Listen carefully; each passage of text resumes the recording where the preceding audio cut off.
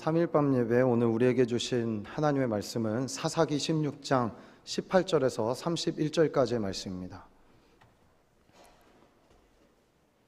다 찾으신 후 저 한 절, 여러분 한 절 교독하시고 마지막 31절은 다 같이 합독하도록 하겠습니다.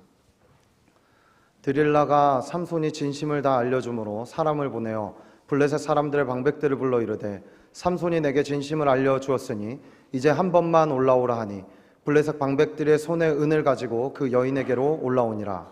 들릴라가 삼손에게 자기 무릎을 베게 자게 하고 사람을 불러 그의 머리털 7가닥을 밀고 괴롭게 하여 본즉 그의 힘이 없어졌더라. 드릴라가 이르되 삼손이여 블레셋 사람이 당신에게 들이닥쳤느니라 하니 삼손이 잠을 깨며 이르기를 내가 전과 같이 나가서 몸을 떨치리라 하였으나 여호와께서 이미 자기를 떠나신 줄을 깨닫지 못하였더라. 블레셋 사람들이 그를 붙잡아 그의 눈을 빼고 끌고 가사에 내려가 놋줄로 매고 그에게 옥에서 맷돌을 돌리게 하였더라. 그의 머리털이 밀린 후에 다시 자라기 시작하니라. 블레셋 사람들의 방백들이 이르되 우리의 신이 우리 원수 삼손을 우리 손에 넘겨주었다 하고 다 모여 그들의 신 다곤에게 큰 제사를 드리고 즐거워하고 백성들도 삼손을 보았으므로 이르되 우리의 땅을 망쳐놓고 우리의 많은 사람을 죽인 원수를 우리의 신이 우리 손에 넘겨주었다 하고 자기들의 신을 찬양하며 그들의 마음이 즐거울 때에 이르되 삼손을 불러다가 우리를 위하여 제주를 부리게 하자 하고 옥에서 삼손을 불러내매 삼손이 그들을 위하여 제주를 부리니라. 그들이 삼손을 두 기둥 사이에 세웠더니 삼손이 자기 손을 붙든 소년에게 이르되 나에게 이 집을 버틴 기둥을 찾아 그것을 의지하게 하라 하니라. 그 집에는 남녀가 가득하니 블레셋 모든 방백들도 거기에 있고 지붕에 있는 남녀도 3,000명 가량이라. 다 삼손이 제주 부리는 것을 보더라. 삼손이 여호와께 부르짖어 이르되 주 여호와여 구하옵나니 나를 생각하옵소서. 하나님이여 구하옵나니 이번만 나를 강하게 하사 나의 두 눈을 뺀 블레셋 사람에게 원수를 단번에 갚게 하옵소서 하고 삼손이 집을 버틴 두 기둥 가운데 하나는 왼손으로 하나는 오른손으로 껴 의지하고 삼손이 이르되 블레셋 사람과 함께 죽기를 원하노라 하고 힘을 다하여 몸을 굽히매 그 집이 곧 무너져 그 안에 있는 모든 방백들과 온 백성에게 덮이니 삼손이 죽을 때에 죽인 자가 살았을 때 죽인 자보다 더욱 많았더라. 그의 형제와 아버지의 온 집이 다 내려가서 그의 시체를 가지고 올라가서 소라와 에스다올 사이 그의 아버지 마노아의 장지에 장사하니라. 삼손이 이스라엘의 사사로 20년 동안 지냈더라. 아멘. 아멘. 내가 내게 명령한 것이 아니냐. 강하고 담대하라. 두려워하지 말고 놀라지 말라. 내가 어디로 가든지 내 하나님 여호와가 너와 함께 하느니라 하시니라. 아멘. 여러분, 우리 하나님 저희와 함께 하시는 줄 믿습니다. 우리의 적은 어디에 있는가? 우리의 두려움은 어디에 있는가? 외부에 있지 않습니다. 오늘 본문에 오늘 축복의 이 말씀 여호수아 1장 9절의 말씀을 보면 하나님은 우리의 마음을 강하게 하고 담대히 하라고 얘기하십니다. 우리의 마음이 어디에 붙어 있고 어느 곳을 향하고 있는가에 따라 우리는 약해질 수도 있고 강해질 수도 있는 것입니다. 한없이 약하고 연약한 존재들이지만 강하신 여호와께 붙어 있으면 우리가 강한 존재가 되는 줄 믿습니다. 여러분들의 기도 덕분에 이제서야 감사하다는 표현을 하게 되는 것 같습니다. 청년교회 수련회를 참 은혜 중에 마쳤습니다. 처음에는 저희 임원들과 함께 몇 명이나 갈까 이야기했을 때 저도 이번에 150명 기준으로 준비하자 이렇게 얘기를 했을 때 저도 말을 던져놓고 될까라는 의심이 있었습니다. 근데 부분 참석 전참은 한 150여 명 했고 부분 참석 포함해서 190명이 넘는 청년들이 함께 이번 수련회에 함께해서 함께 은혜 받고 많은 간증들이 있었습니다. 그 간증들을 다 나누자면 너무나 시간이 모자랄 정도로 밤새 이야기할 수 있을 정도로 우리에게 큰 은혜가 있었던 것 같습니다. 여러 두려움이 있었습니다. 코로나라는 이 상황이 아직 끝나지 않았기 때문에 두려움이 있을 수도 있고, 그리고 또 한 가지는 저희 청년교회 지체들이 20살서부터 40대가 넘는 지체들까지 이렇게 섞여 있는데 이번에 조를 다 섞어서 했었거든요. 이 교제가 가능할까라는 두려움도 있었지만 공감이라는 주제로 함께하게 되었을 때 무너지지 않을 것 같은 벽들이 예배 안에, 기도 안에 여러분들의 감사한 그런 헌신 가운데 무너지는 것을 볼 수 있었습니다. 우리 청년교회 지체들이 계속해서 강하고 담대한 마음을 갖고 외적인 것의 두려움을 가지고 살아가는 것이 아니라 자기 내면에 있는 두려움들을 날마다 극복해가며 이 세상을 이기는 그러한 청년들로 일어나기를 기도해 주시기를 간절히 소원합니다. 신기하게도 저희 어머니는 모태신앙도 아니시고 개척신앙이십니다. 저를 낳기 전에 하나님을 만나셨고 기적적으로 만나셔서 혼자 신앙생활을 불신자 가정에서 양가 다 믿지 않는 그 가정에서 시작을 하셨는데, 제가 태어나서 저에게 어머니가 가르쳐 주실 때는 한 번도 외적인 것에 대한 두려움에 대해서는 말씀하신 적이 없는 것 같습니다.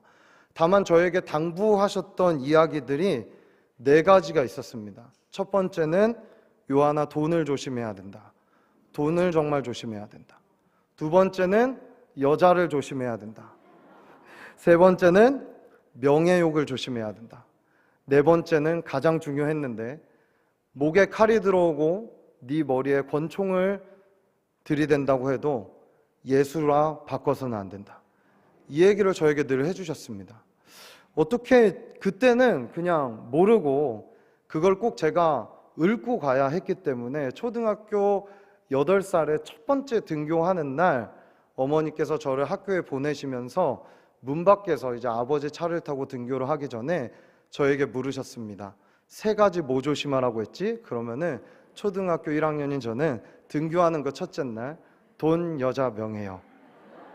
이렇게 이야기하고 집을 떠났던 것이 기억이 납니다. 그것은 어떻게 저의 삶의 루틴과도 같은 것이었습니다. 반복되는 언어와도 같았습니다.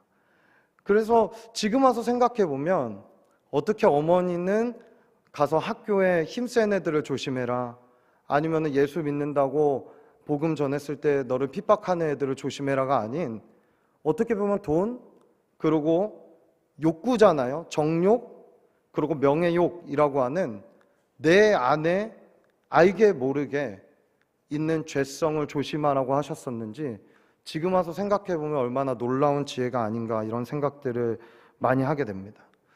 여러분, 우리의 문제가 생각보다 바깥에 있지 않고 안에 많이 있습니다. 바깥 문제는 예로부터 지금까지 없었던 적이 없습니다. 하나님의 심판과 하나님의 그러한 징계가 있을 때도 이스라엘 민족이 바깥의 어떤 두려움보다 더 중요한 것은 그들이 내부적으로 하나님을 떠났을 때, 하나님께 붙어있지 않았을 때 하나님께서 징계를 하시는 모습들을 우리는 보게 되는 것입니다. 오늘의 본문도 여러분 잘 아시는 사사기죠.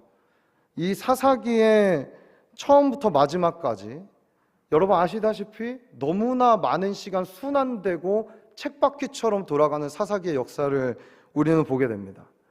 거기에서 우리가 이스라엘 민족이 압제받는 그 순간, 그 외부의 적에게 우리는 주목하기보다는 우리가 그들이 왜 그런 일을 당했는가를 보게 되면은 첫 번째, 각기 소견에 옳은 대로 사람들이 행했다라는 것을 우리는 알게 됩니다.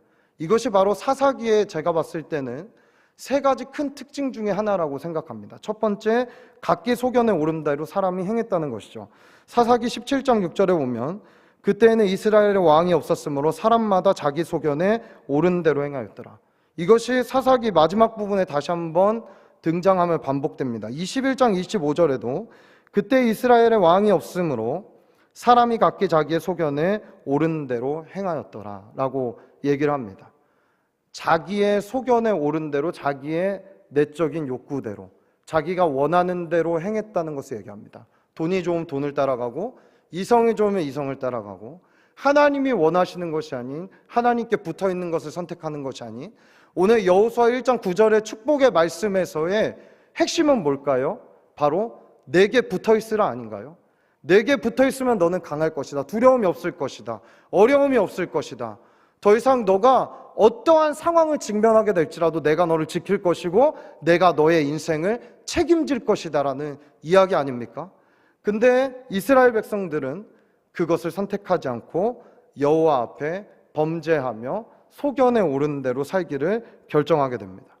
두 번째 특징이라고 말하면은 여호와와 그가 하신 일을 알지 못하는 다른 세대들이 일어났다는 것입니다.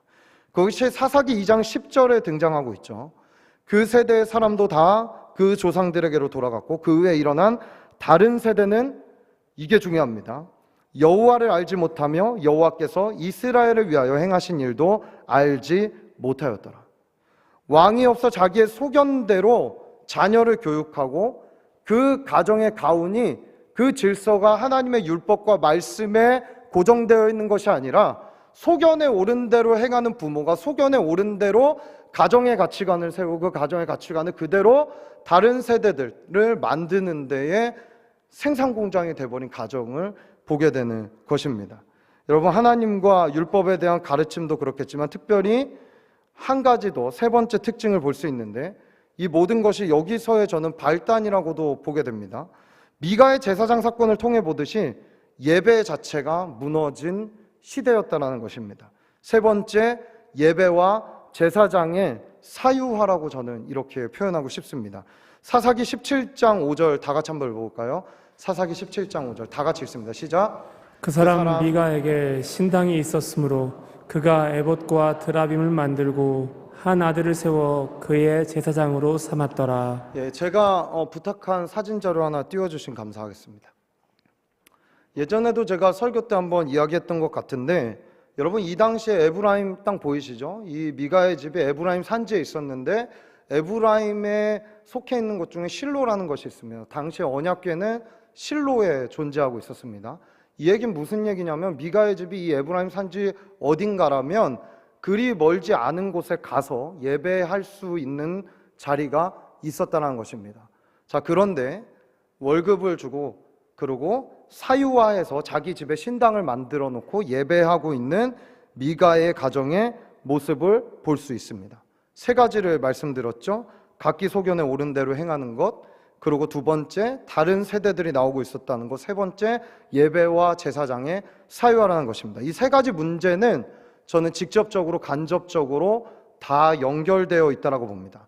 세 번째인 예배와 제사장의 예배관, 예배 가치관, 우리 교회에서 외치고 있는 예배 회복, 이 예배의 관점들이 무너지기 시작하니까 편의에 따라 자기가 하고 싶은 대로 드리는 예배가 예배라고 생각하는 그러한 사람들이 생겨나는 것입니다. 예배를 제대로 드리지 않으면 하나님의 음성을 제대로 들을 수가 없습니다. 왜냐하면 예배는 우리와 하나님이 만나는 시간이기 때문입니다. 여러분, 예배를 그냥 때우기 식으로 오시는 분 여기 없으실 거라고 믿습니다. 오늘 어찌 되었건 기도 중에건 찬양 중에건 말씀 중에건 우리 모두가 우리 각자의 심금에 심겨지는 하나님의 말씀을 받는 시간이 되기를 소원합니다. 이 말씀이 기준이 되어 내 소견이 사라집니다. 내 가치관이 사라집니다. 내 세계관이 사라집니다. 그리고 그 세계관과 가치관이 세워질 때에 나와 나의 가정이, 나의 자녀들이 다른 세대가 아닌 다음 세대로 세워지는 줄 믿습니다. 이 세 가지 문제를 크게 보았을 때 이러한 시대 안에 사사들이 세워지기 시작하는데, 사사 중에 제가 봤을 때는 가장 엉터리 같고 형편없고 이 세 가지 가치관의 영향을 가장 많이 받은 사람이 삼손이 아닌가라는 생각을 하게 됩니다. 오늘 사사로 등장하는 삼손도 이 영향력 아래에서 태어났다라는 것을 우리는 알게 되는 것이죠. 그리고 그럼에도 불구하고 그의 시작은 다른 사사들과 시작부터 달랐습니다. 사사기 13장 1절의 말씀 한번 읽어볼까요? 13장 1절의 말씀 다 같이 읽겠습니다. 시작. 이스라엘 자손이 다시 여호와의 목전에 악을 행하였으므로 여호와께서 그들을 40년 동안 블레셋 사람의 손에 넘겨주시니라. 예, 사사기 순환 사이클을 보면 여호와의 목전에서 악을 행하고 그 다음에 주님이 압제자를 보내십니다. 그래서 그 압제자의 통치 아래 넘기셔서 그들을 섬기게 만드십니다. 허락하신 시간 동안 압제자를 섬기다 보니까 이스라엘 백성들이 고통하고 부르짖고 하나님을 찾게 됩니다. 구원해 주세요, 우리를 살려주세요 찾게 됩니다. 그랬을 때 주님께서 사사를 세우셔갖고 이스라엘 민족을 구원하신 후에 일정 기간 동안 안식을 누리는 것이 사사기의 순환 사이클입니다. 그런데 오늘은 이상하게 마지막 사사라고도 볼 수 있는 이 삼손이 등장할 때는 이 룰이 깨집니다. 이스라엘은 부르짖었다는 이야기는 없습니다. 그럼에도 불구하고 하나님의 주권과 구원의 손길이 이스라엘을 떠나지 않고 향하고 있다는 것은 주님은 이 삼손을 세우시면서 보여주고 계신 것입니다. 그리고 그 시작도 참으로 엄청났습니다. 삼손은 수태고지를 2번이나 경험하게 됩니다. 그 나기 전에 주님의 예언이죠. 우리 사사기 13장 3절의 말씀 한번 읽어볼까요? 3절 한번 읽습니다. 여호와의 사자가 그 여인에게 나타나서 그에게 이르시되 보라, 내가 본래 임신하지 못함으로 출산하지 못하였으나 이제 임신하여 아들을 낳으리니. 우리 9절도 한번 읽어볼까요? 13장 9절. 하나님이 마노아의 목소리를 들으시니라. 여인이 밭에 앉았을 때에 하나님의 사자가 다시 그에게 임하였으나 그의 남편 마노아는 함께 있지 아니한지라. 이 2절을 보면 알다시피 하나님의 사자가 2번이나 나타나서 삼손의 탄생에 대해 예언하시고 알려주시는 일을 볼 수 있습니다. 예수님의 탄생 마찬가지로 이러한 엄청난 축복 가운데 하나님의 사자의 목소리 가운데, 그리고 불가능한 것을 하나님께서 그 가정에 가능케 하심으로 태어났던 존재가 삼손이었습니다. 그리고 더 재미난 것은 날 때부터 그의 부르심은 결정되어 있었습니다. 그의 존재는 어떻게 살아야 되는지 결정되어 있었습니다. 여러분 잘 아시죠? 삼손은 무엇으로 부르심 받았죠? 나실인이죠. 예, 잘 아시네요. 나실인. 근데 참 재밌습니다. 사실 민수기 6장 1절에서 21절까지의 나실인의 규례에 보면, 민수기 6장 2절에 보면 이렇게 나와 있습니다. 이스라엘 자손에게 전하여 그들에게 이르라. 남자나 여자나 특별한 서원, 곧 나실인의 서원을 하고 자기 몸을 구별하여 여호와께 드리려고 하면. 자, 이 얘기는 무슨 얘기입니까? 자기 자신을 나실인으로 서원하는 것을 이야기합니다. 근데 삼손은 태어나기 전부터 자기가 서원하지 않았는데 어머니와 아버지의 서원을 통하여서, 어머니와 아버지의 서원도 아니었죠. 하나님이 찾아오셔서 얘는 나실인으로 구별하라는 하나님의 구별된 약속 가운데 어마어마한 축복 가운데 태어난 사사라고도 볼 수 있습니다. 나실인이 하지 말아야 되는 것 3가지가 있었습니다. 독주를 마시지 말아라. 머리카락을 깎아서는 안 된다. 사체를 가까이 하지 말아라. 이거 하나하나 다 상징적인 의미가 있겠지만 저는 이것을 통틀어서 이렇게 봅니다. 따라해봅시다. 내 위에 내가 있다.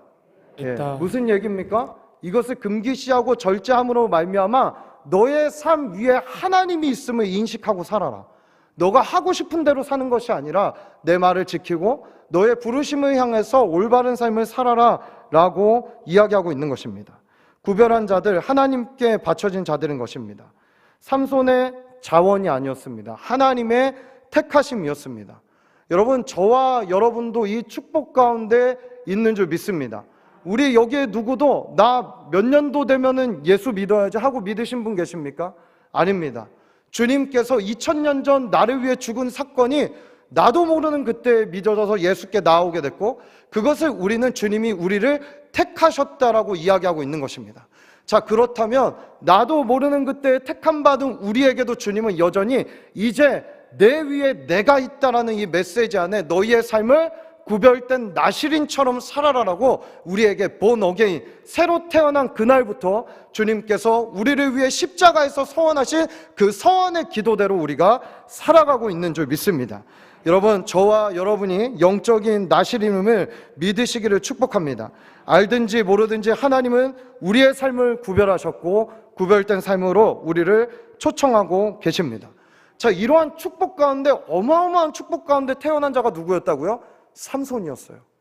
뭐 몇 대 크리스찬을 넘어서 하나님의 직접적인 나타나심, 사자의 나타남을 통해 예언되었고 구별되었고 그대로만 살아가면 되는 존재가 삼손이었습니다. 그런데 삼손의 적은 의외로 외부에 있지 않았습니다. 그의 내부에 일어나는 정욕과 음란과 그가 하고 싶은 소견대로 살고 싶은 삶이 그의 적이었던 것을 우리는 알 수 있었습니다. 여러분, 첫 번째 삼손은 뭐에 굉장히 연약했을까요? 따라봅시다. 여자에 강해져야 된다. 여자에 강해져야 네. 된다. 정욕과 음란에 우리가 약해져서는 안 되는 것입니다. 삼손은 여자에 약했습니다.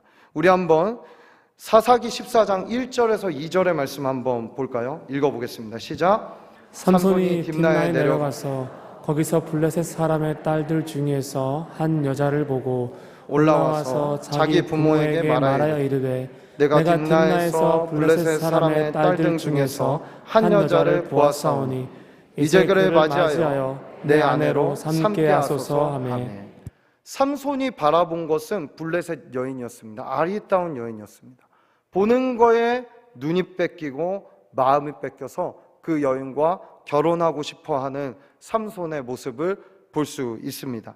자신을 나신인으로 나기 전부터 부르신 분은 하나님이셨습니다. 그리고 그의 부르심은 블레셋으로부터 뭐죠? 이스라엘 백성들을 구원하기 위해 하나님께서 세우셨습니다. 즉 이스라엘이 블레셋의 압제를 당하고 있단 말이죠. 이것을 구원하기 위해 힘을 주시고 능력을 주시고 구별했더니 오히려 블레셋으로 내려가서 원수의 여인을 아내로 삼겠다. 이건 뭐 화친 정책도 아니고 그냥 정욕에 끌려 사는 그의 삶을 보게 되는 것입니다. 이게 그의 연약함이었습니다. 보고 본 것을 참지 못하고 그대로 이기지 못하고 오히려 하나님이 주신 부르심과 바꾸어 버리겠다라고 이야기하고 그 마음을 품어버린 삼손의 연약함을 우리는 직면하게 되는 것입니다. 결국 오늘 본문에 나온 여인에게도 눈이 팔려 그는 비참한 최후를 맞이하게 되죠. 오늘 드릴라, 그 여인에게 팔려서 완전히 자기의 힘과 바꿔버리는, 자기의 그나마 갖고 있었던 그 마지막 것과 바꿔버리는 삼손의 모습을 볼 수 있습니다. 비참해지고 처참해진다는 것입니다. 사랑하는 여러분, 주님보다 더 사랑하는 것이 있어서는 안 되는 것입니다. 두 번째, 그의 연약함은 무엇이었을까요? 규례를 어기는 것입니다. 즉 질서와 절차를 지키는 것을 그는 굉장히 싫어했습니다. 우리 사사기 14장 6절의 말씀 한번 읽어볼까요? 사사기 14장 6절 다 같이 읽습니다. 시작. 여호와의 영이 삼손에게 강하게 임하니 그가 손에 아무것도 없이 그 사자를 염소 새끼를 찢는 것 같이 찢었으나 그는 자기가 행한 일을 부모에게 알리지 아니하였더라. 여러분, 그는 무질서한 사람이었습니다. 왜 그럴까요? 오늘 14장 6절의 뒷부분에 자기가 행한 일을 부모에게 알리지 아니하였더라 이렇게 얘기합니다. 왜 그랬을까요? 귀찮은 거죠. 사체를 가까이 하게 되면, 그것이 동물의 사체든 사람의 사체든 사체를 가까이 하게 되면 8일 동안의 정결 예식을 가져야 활동할 수 있습니다. 그런데 이것은 하나님이 주신 절차와 질서였는데 그것을 그는 어기기 위해 귀찮으니까, 이걸 얘기하면 부모의 잔소리를 들을 게 뻔하기 때문에 삼손은 귀찮아서 이것을 부모에게 숨기게 됩니다. 그뿐만 아니죠. 다시 그 사체에 갔을 때 벌이 그곳에서 꿀을 낳는데 그 꿀을 떠갖고 가족에게 먹이고 지인들에게 먹임으로 말미암아 자신의 몸뿐만 아니라 남까지도 더럽히게 만드는 일들을 보게 됩니다. 여러분, 무질서하면은 안 됩니다. 질서 가운데 주님이 주신 절차와 질서를 지키는 것은 공동체에서 너무나 중요합니다. 저는 이것을 대변하고 있는 것 중에 하나가 뭐냐 하면, 삼손은 블레셋과 싸울 때 이스라엘과 함께하는 모습을 전혀 볼 수가 없습니다. 그래도 기드온은 300용사와 함께 있고 나름대로 이스라엘 민족과 공동체와 함께하려는 모습들이 있지만, 삼손은 지잘난 맛에 지가 혼자서 블레셋을 치고 나귀턱뼈로 치고 여우꼬리 잡아다가 불 붙여서 밭에 불 지르고 하는 모습들을 통해 자기의 힘을 의지하여 자기만 잘났다고 자기 혼자 싸우고 다니는 그러한 모습들을 우리는 보게 되는 것입니다. 여러분, 그의 이러한 행동은 자기와 함께하는 모든 사람까지도 힘들고 더럽히게 된다라는 것, 바로 사자 안에 있었던 꿀, 이것을 먹이게 되므로 공동체 전체를 더럽히게 된다는 것, 공동체를 어렵히게 된다는 것, 그의 삶에 동역자가 없이 혼자 가게 된다는 것, 그에게 정말 바른 말을 해줄 사람이 옆에 없었다는 것, 이것이 그의 삶의 연약함이었고 비참한 현실이었습니다. 세 번째, 그는 명예에 약했습니다. 수수께끼를 블레셋 사람들에게 냅니다. 근데 그 수수께끼를 그를 풀지 못하자 삼손의 와이프에게, 여러분 이 스토리 잘 아시죠? 와이프에게 가서 블레셋 사람들이 괴롭게 그 답을 얻어냅니다. 그러자 삼손이 분노하여 밭에 불을 지릅니다. 그 일로 블레셋 사람들은 오히려 삼손의 아내와 장인까지 죽이게 됩니다. 그럴 뿐 아니라 이스라엘의 더 큰 규모의 군대를 이끌고 쳐들어오게 됩니다. 물론 나귀 턱뼈로 삼손이 그들을 다 쳐 죽이긴 하지만, 여러분 삼손은 자기의 명예가 실추되고 자기가 갖고 있었던 자존심이 무너지는 것을 견디지 못하는 사람이었습니다. 나 때문에 살아가면 내가 높아져야 하기 때문에 내가 손해보는 자리에 간다는 거, 이거는 우리에게 견딜 수 없는 일이 돼버리는 것입니다. 눌러야 되고 힘으로 점령해야 되고, 우리가 그러한 사람이 되어서는 되겠습니까? 사랑하는 여러분, 그리스도의 헌신과 수고와 그의 죽으심이 우리의 흔적이 되기를 예수 그리스도의 이름으로 축복합니다. 이러한 그의 삶에 그가 사랑했던 여인을 통해 그는 비참한 최후를 맞이하게 됩니다. 그 중 오늘 본문에 그의 비참함을 이와 같은 표현으로 표현하고 있습니다. 우리 사사기 16장 21절의 말씀 한번 볼까요? 21절 말씀 다 같이 읽습니다. 시작. 블레셋 사람들이 그를 붙잡아 그의 눈을 빼고 끌고 가사에 내려가 노줄을 매고 그에게 옥에서 맷돌을 돌리게 하였더라. 여러분 알다시피 삼손은 힘을 과시하는 전쟁 광이었습니다. 그가 눈이 빼어진 채로 힘없이 맷돌을 돌리고 있는 모습을 한번 상상해 보십시오. 제가 그래서 사진 자료를 갖고 왔습니다. 여러분 한번 보실까요? 나귀 턱뼈 하나로 블레셋인들을 다 쳐 죽이는 힘을 가졌던 그가 저 블레셋 사람들이 조롱하고 모멸하는 그 앞에서 보지도 못하고, 여러분 보지 못할 때 귀가 더 많이 열리게 되는 거 아시나요? 한마디 한마디가 다 꽂히는 말들로 들려오는 그 광경 안에서 그가 할 수 있는 건 맷돌을 돌리는 것밖에 없었습니다. 그리고 우리가 읽었던 본문에도 얘기하지만 필요할 때는 맷돌만 돌리면 괜찮죠. 재롱잔치도 부려야 됐습니다. 여러분 지금 우리의 인생이 어쩌면 이런 상황에 놓여 있는 분은 없습니까? 예수를 믿는데 내 연약함으로 인해 자꾸 넘어지는 것 같고, 나는 힘이 없는 것 같고, 나는 눈이 빼진 것 같고, 하나님 정말 계신가?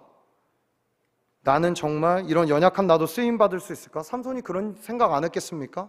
잘할 걸, 지킬 걸, 내가 왜 이랬을까 하면서 후회하고 낙담하며 맷돌을 돌리고 있는 삼손의 모습이 그려지시나요?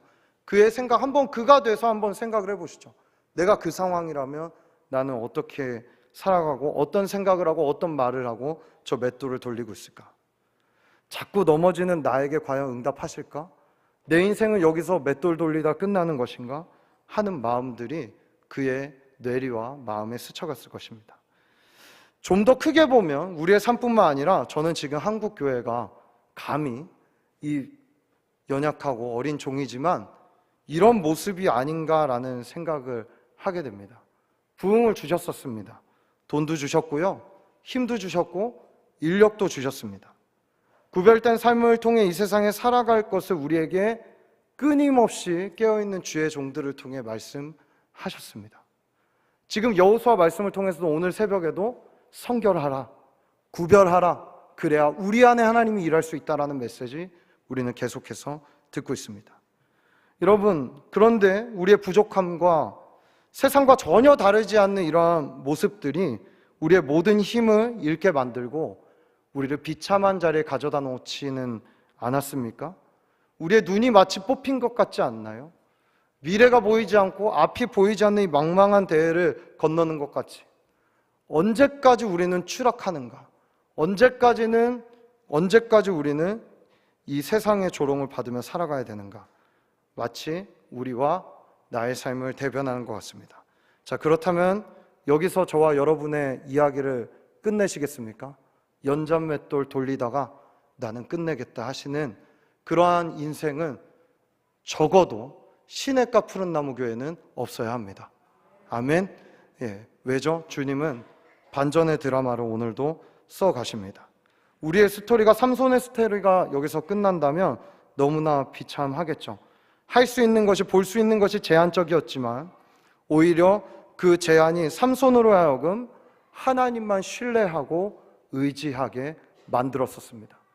여인을 보는 육체적 눈은 빠졌지만, 조롱의 소리와 핍박의 소리가 들려오지만 그의 눈과 시선이 이제 전능하신 하나님을 향하기 시작합니다. 그리고 그 증거는 오늘 본문에 나타나 있습니다. 우리 사사기 16장 22절을 먼저 읽어보겠습니다. 22절 다 같이 읽습니다. 시작. 그의 머리털이 밀린 후에 다시 자라기 시작하니라. 당연하죠. 삼손은 대머리가 아니었어요. 머리털이 다시 자라기 시작해요. 근데 그가 드릴라에게 잡혀가기 전에 했던 고백을 보면 뭐라고 하죠? 나의 힘은 머리털에서 나온다라고 얘기합니다. 머리털을 통해 임재하신 하나님이 아니라 나의 힘이 머리털에서 나온다고 얘기합니다. 자, 그러면 삼손이 막 이야기하자면 돌리면서 머리털이 자라기 시작할 때 다시 한번 머리털의 힘을 의지할 수도 있었습니다. 스포츠 머리로 조금 자라나도 어찌 되었건 그냥 죽어라 돌리다 보면 머리 자라나면 나 다시 살 수 있겠지, 나 다시 이들을 이길 수 있겠지, 이렇게 생각할 수도 있습니다. 눈이 없어도 내게 다시 힘이 생길 거야. 그러나 삼손은 이제 머리털이 아닌 자신의 힘이 어디서부터 나오는지를 그의 마지막 기도를 통해 고백하고 있습니다. 그 기도가 오늘 사사기 16장 28절의 기도입니다. 우리 28절의 기도를 한번 큰 목소리로 읽어보도록 하겠습니다. 삼손이 여호와께 부르짖어 이르되 주 여호와여 구하옵나니 나를 생각하옵소서. 하나님이여 구하옵나니 이번만 나를 강하게 하사 나의 두 눈을 뺀 블레셋 사람에게 원수를 단번에 갚게 하옵소서 하고, 이 기도에 대해서는 신학자들마다 논란도 있습니다. 끝까지 자기밖에 모르는 거나 이런 이야기도 있습니다. 이기적인 기도다. 그러나 그렇지 않은 평들도 있습니다. 이제서야 삼손이 자기가 온전히 신뢰하는 하나님께, 그 대상에게 기도하고 있다라고 이야기하고 있는 것입니다. 저도 여기에 동의합니다. 나는 삼손이 여호와께 부르짖었다고 말했다는 것, 그리고 그 기도의 내용을 직역하며 이렇습니다. 나의 주 여호와여, 바라건대 당신은 나를 기억하옵소서. 주님, 내가 부르심받은 존재였지만 연약했습니다.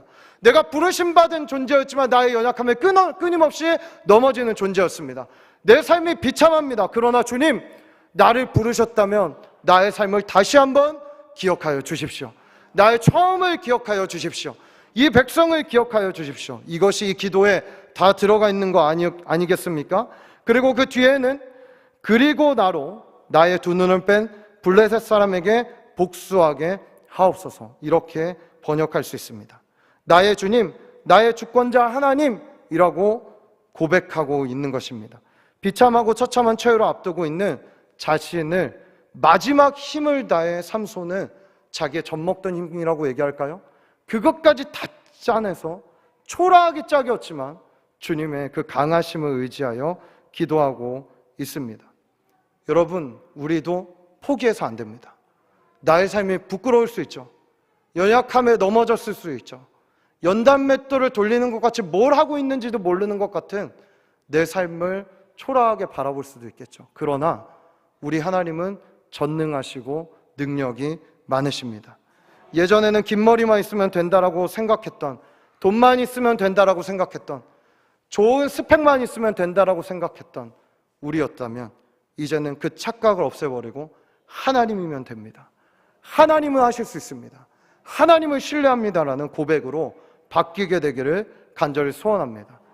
당당하게 삼손은 히브리서에 자신의 이름을, 그 명단을 올려놓습니다. 히브리서 11장 32절 말씀 다 같이 읽어볼까요? 시작. 내가 무슨 말을 더 하리요? 기르온, 바락, 삼손, 입다, 다윗 및 사무엘과 선지자들의 일을 말하려면 내게 시간이 부족하리로다. 아멘. 삼손은 자기의 이름을, 히브리서 11장이 무슨 장이죠? 믿음의 장이죠. 뒤편이긴 하지만 아브라함만큼 일찍 나오진 않지만 그래도 부끄러운 삶이었지만 그 믿음의 전장에 끝자락에 자신의 이름을 하나님께서 올려주십니다. 여러분, 저와 여러분의 삶, 내일이 보장되어 있지 않습니다. 우리의 마지막은 어떠하시길 원하십니까? 만약에 우리가 오늘 여기서 드리는 기도가 마지막이라면 여러분은 과연 어떤 기도를 하면서 이 자리를 뜨고 돌아가시겠습니까? 마지막 사진 한번 띄워주시겠어요? 여러분, 이게 어딘지 아십니까? 대한민국입니다. 성수동이에요. 여러분, 젊은이들은 요즘에 성수동에 핫플이 많다라고 얘기합니다. 핫플이 뭔지 아세요? 핫 플레이스. 네. 뜨거운 장소, 사람들이 많이 몰리는 장소라고 얘기합니다. 여러분, 언필 봤을 때 저 건물 뭐 같이 보이시나요? 우리 한번 다음 사진 주실까요? 이거 뭘 개조한 건물일 것 같아요? 교회를 개조한 건물입니다.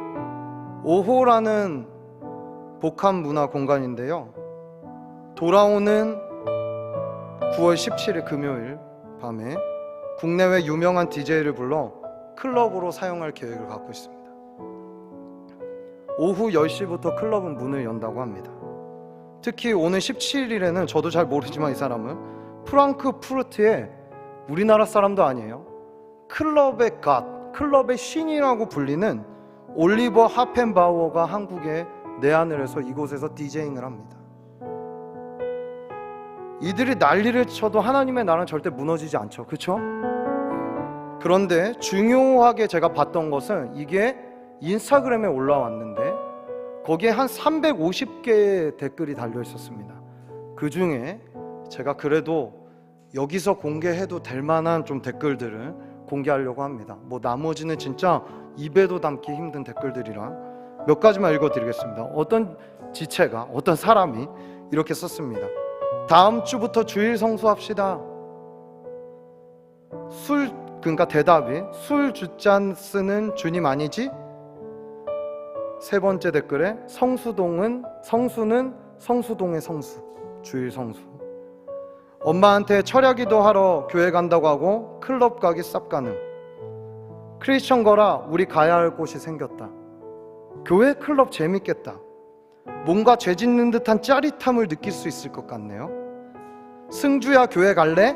웃음. 아 크크. 언냐, 내가 찬송가에 기깔나는 섹시 댄스 가르쳐 드리겠습니다. 여러분, 어떻게 들리시나요? 어떻게 보이시나요? 지금 다음 세대들의 모습입니다.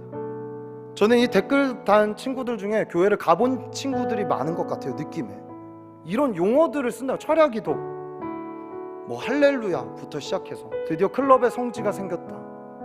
이제 더 이상 진짜 유럽의 얘기가 아닙니다. 우리 앞에 와 있습니다. 2호선 타고 가면 성수동 존재하고 있습니다. 여러분, 어떻게 보이세요? 400개에 달하는 글들 중 정말 마음 아픈 글들을 모았습니다. 불신자 아닙니다. 크리스천 가정 또는 교회 다녔던 그런 사람들도 있을 것입니다. 여러분, 어떤 기도를 해야 될 것 같아요? 우리가 이때 의지해야 되는 건 뭘까요? 하나님은 하실 수 있습니다. 저는 이 삼손을 말씀을 준비하며 묵상했습니다. 하나님, 우리에게 마지막으로 기회를 주십시오. 마지막으로 힘을 주십시오. 원수를 능히 쳐부시고, 나를 들여서라도 원수를 쳐부시고 다음 세대를 찾아오게 하여 주십시오. 이 고백이, 이 부르짖음이 부족하고 초라한 인생 같았던 우리의 기도 제목이 된다면 하나님은 전심으로 진심으로 기도하는 우리의 기도를 통해 이 시대에 일하실 거라고 저는 믿습니다. 요즘 제가 많이 묵상하는 찬양인데요, 우리 이 찬양 함께하고 기도하는 시간 갖도록 하죠.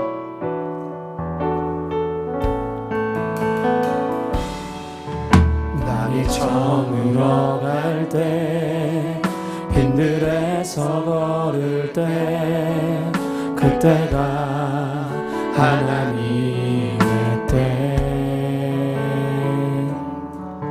내 힘으로 안 될 때, 빈손으로 걸을 때, 내가 고백해 여호와 이래. 우리 모인 이곳에, 우리 모인 이곳에 주님 함께 계시네. 누리네 아버지네.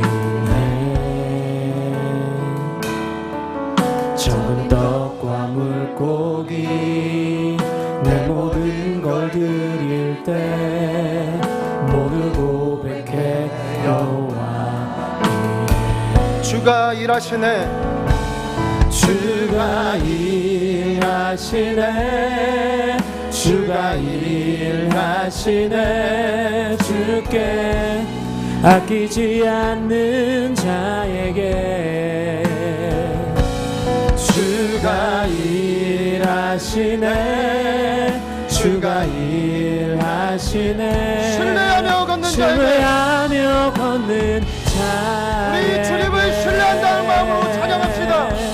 주가 일하시네 주님이 우리의 부르짖음을 들으시고 일하실 것입니다. 일하시네 주께 아끼지 않는 자에게 주가 일하시네 주가 일하시네 주가 일하시네 신뢰하며 걷는 자에게 사랑하는 여러분, 우리 함께 기도할 때에 사사기 16장 30절에 이런 말씀이 있죠.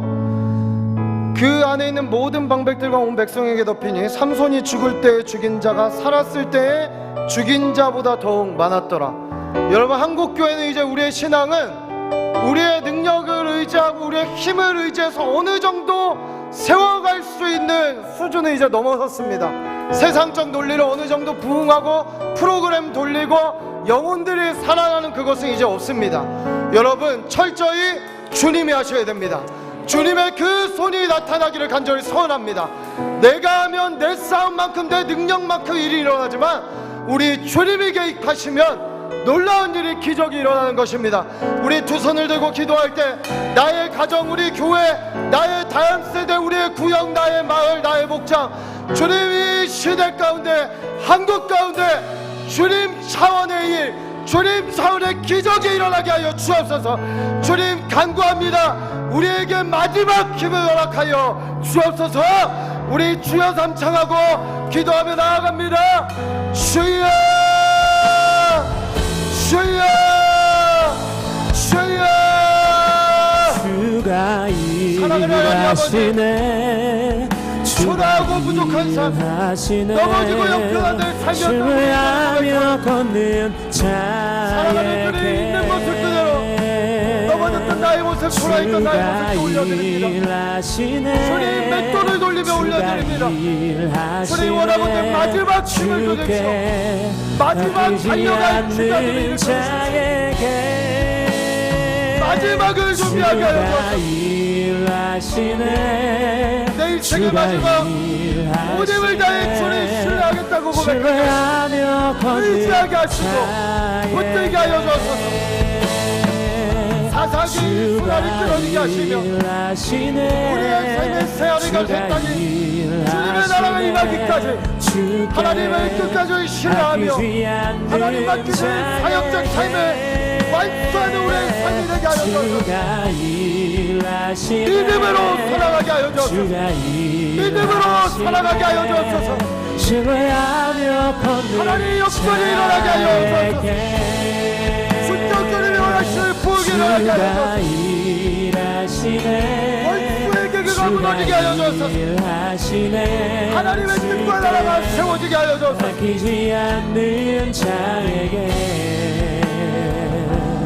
주가 일하시네 주가 일하시네 신뢰하며 걷는 자에게. 하나님, 너무나 부끄러운 인생들이지만 오늘 하나님 이 부끄러운 인생 주님 손에 올려드려 주님 마지막 기회를 달라고 저희 교회도 기도하는 성도들이 있습니다. 하나님, 이 부르짖음을 들으십시오. 우리에게 마지막을 달려갈 수 힘을 주시고 하나님, 우리의 다음 세대들은 이 마지막을 완수할 마지막 주자들로 일어나게 하여 주옵소서.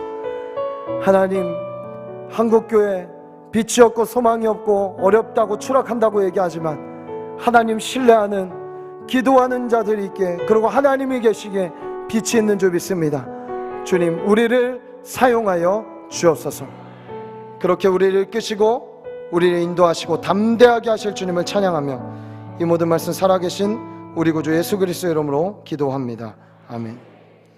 하늘에 계신 우리 아버지, 아버지의 이름을 거룩하게 하시며 아버지의 나라가 오게 하시며 아버지의 뜻이 하늘에서와 같이 땅에서도 이루어지게 하소서. 오늘 우리에게 일용할 양식을 주시고 우리가 우리에게 잘못한 사람을 용서하여 준 것 같이 우리 죄를 용서하여 주시고 우리를 시험에 빠지지 않게 하시고 악에서 구하소서. 나라와 권능과 영광이 영원히 아버지의 것입니다. 아멘.